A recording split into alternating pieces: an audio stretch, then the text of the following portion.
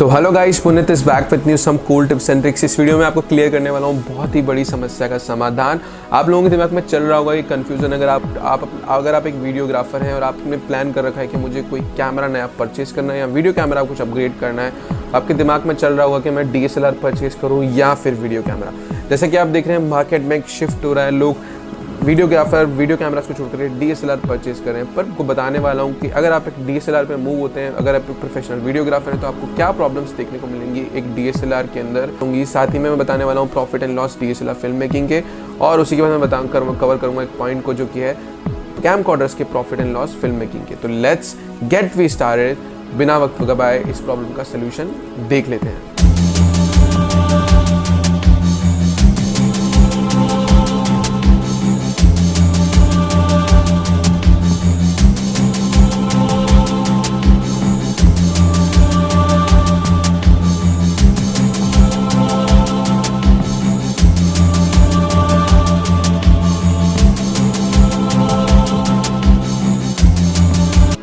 जैसा कि आप देख रहे हैं मार्केट में एक बहुत स्पीड से शिफ्ट हो रहा है। लोग कैमकॉर्डर्स छोड़ करके, वीडियो कैमरास छोड़ करके, जो प्रोफेशनल वीडियोग्राफर हैं वो DSLR परचेज करें वीडियो रिकॉर्डिंग के लिए।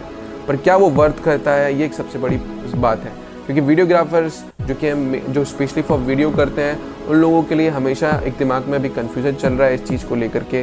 पर्सनली जब मैंने अपने DSLR परचेज करा, अगर मैं खुद एक वीडियोग्राफर हूँ, मैं हमेशा वीडियो शूट करता हूँ अपने कैमकॉर्डर से, वीडियो कैमकॉर्डर से। मैंने कभी DSLR से वीडियो नहीं करी। जैसे ही मैं DSLR पर शिफ्ट हुआ तो मुझे देखने को मिली कुछ समस्याएं, जो समस्याओं के बारे में मैं स्पीड से इलेबोरेट करना चाहता हूँ। पहली एक समस्या, अगर आप DSLR परचेज करते हैं तो आपको ये ध्यान में रखना होगा कि हमेशा आपको बहुत सारी बैटरीज कैरी करनी पड़ेंगी DSLR के साथ में।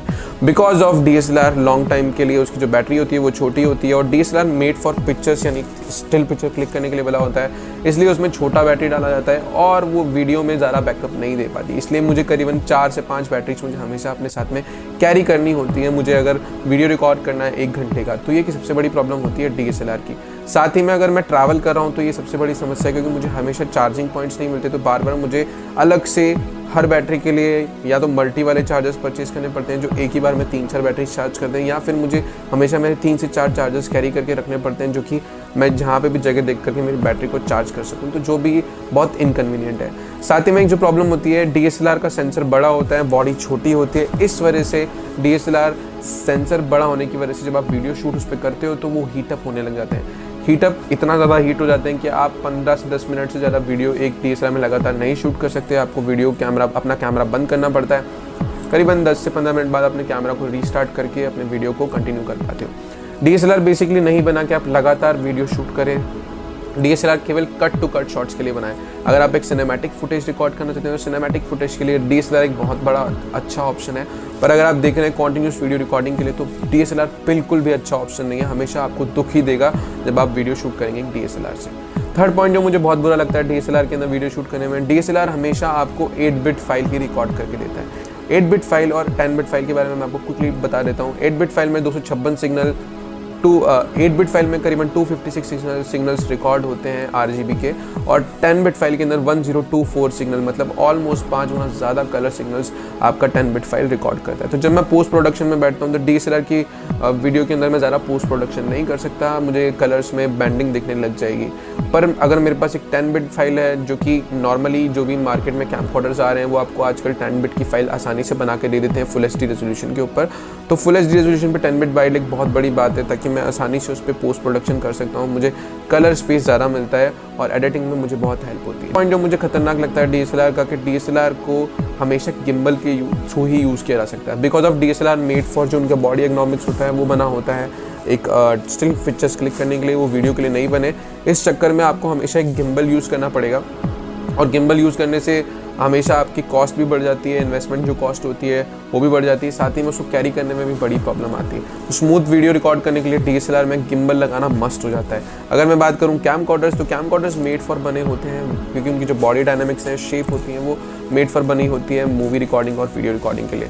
तो ज़्यादा शेक नहीं रिकॉर्ड होता जब हम हैंडहेल्ड शूट करते हैं कैमकॉर्डर से। और इवन कैमकॉर्डर्स भी अब गिम्बल्स पे लगाए जा सकते हैं। अगर आपको सिनेमैटिक शूट करना है तो गिम्बल पे आप कैमकॉर्डर्स लगा करके वो रिकॉर्ड कर सकते हो।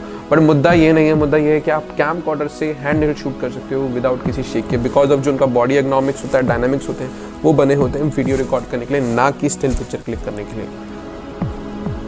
ये जो मुझे बहुत ही ज़्यादा बात खाती हैं जब मैं अपने DSLR से वीडियो शूट करने बैठता हूँ। जो मुझे DSLR में अच्छी बातें लगती है जब मैं वीडियो रिकॉर्ड करता हूँ मेरे DSLR के अंदर, वो है लेंसेज की flexibility. Because of multiple lenses available होते हैं, चीप लेंसेज मैं उन पर लगा सकता हूँ, आसानी से वीडियो शूट कर सकता हूँ और डिफरेंट इफेक्ट को क्रिएट कर सकता हूँ।